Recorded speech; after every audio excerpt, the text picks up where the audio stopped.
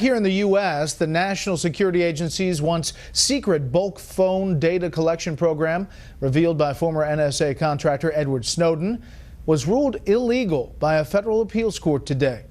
This as the FBI director warns there are terrorists out there they cannot track. We have Fox team coverage tonight. Chief Intelligence Correspondent Catherine Herridge with Jim Comey's troubling statement from the FBI. But first, correspondent Kevin Cork tonight with where the program with the NSA designed to fight terrorism is hung up now. Kevin. Brett, good evening to you. Teams for President Obama and newly confirmed Attorney General Loretta Lynch are working tonight to maintain some sort of a surveillance program, but without the government having the massive phone records that tripped them up in court today. In its 97-page ruling, a three-judge panel from the U.S. Court of Appeals for the Second Circuit held that a provision of the Patriot Act, known as Section 215, doesn't allow for the bulk collection of domestic calling records. Judge Gerard Lynch writing that, quote, Section 215 cannot bear the weight the government asks us to assign to it, and that it does not authorize the telephone metadata program.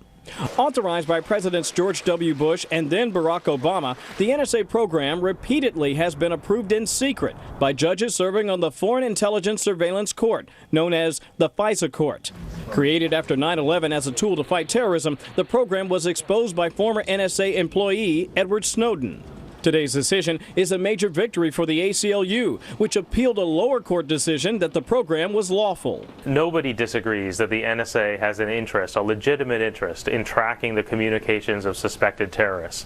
The problem with this program is that the NSA was collecting everybody's information. The White House wouldn't comment directly on the opinion, but in a statement, an NSC spokesman noted the president's desire for, quote, creating an alternative mechanism to preserve the program's essential capabilities without the government holding the bulk data.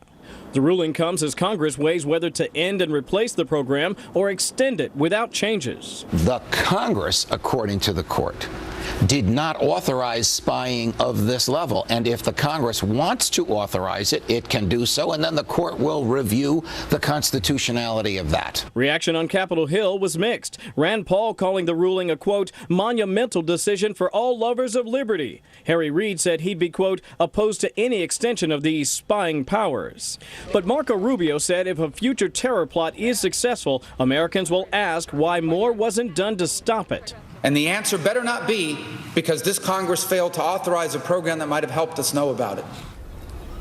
Strong words from the Florida senator right there. Now, Brett, it's important to point out that today's ruling does not effectively end the program, and that puts the onus back on Congress. Next week, the House is set to consider the USA Freedom Act. That would essentially be an extension of the Patriot Act provisions that are set to expire on June 1st.